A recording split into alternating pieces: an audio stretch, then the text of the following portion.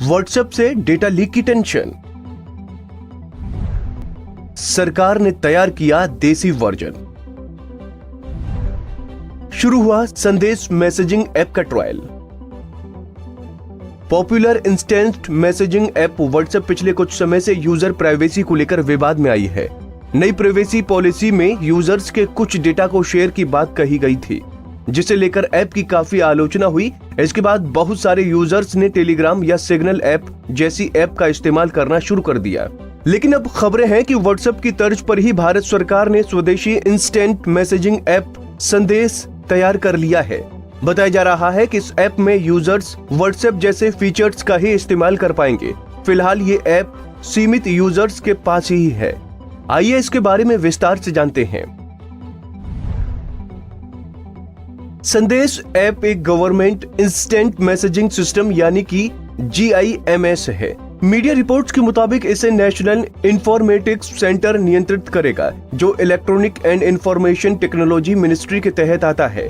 jims.gov.in नामक website पर संदेश ऐप की जानकारी दी गई है। इस वेबसाइट पर अशोक चक्र वाला संदेश ऐप का लोगो है। लोगो में 3 लेयर्स हैं, तीनों मिलकर एक तिरंगा बनाते हैं और बीच में अशोक चक्र दिखाया गया है। हालांकि बीच वाला ग्रीन लोगो व्हाट्सएप के लोगो की तरह ही लगता है। jims.gov.in वेबसाइट पर इस ऐप को लेकर कई जानकारी दी गई है, जिसमें sign in, LDAP, sign in Sandes, OTP और संदेश वेब शामिल हैं।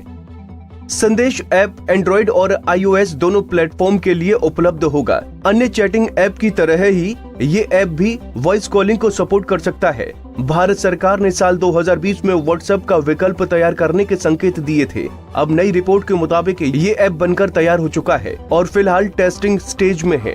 शुरुआत में कुछ सरकारी अधिकारियों ने इस गवर्नमेंट इंस्टेंट मैसेजिंग सिस्टम का इस्तेमाल करना शुरू कर दिया है। अगर सब कुछ ठीक रहा तो ये जल्द ही इसे आम यूजर्स के लिए उतारा जा सकता है। आपको बता दें कि सरकार का ये ऐप ऐसे समय में तैयार हुआ है जब व्हाट्सएप सवालों के घेरे में है। 4 जनवरी को व्हाट्सएप ने अपने यूजर्स को प्राइवेसी पॉलिसी और टर्म्स ऑफ सर्विस में बदलाव की जानकारी देना शुरू किया था, जिसके मुताबिक व्हाट्सएप यूजर का डेटा फेसबुक के साथ शेयर किया जाना था। हालांकि प्राइवेसी पॉलिसी को लेकर यूजर्स की नाराजगी के चलते कंपनी ने इसे टालने का फैसला लिया। Bureau report, Punjab Kesari TV.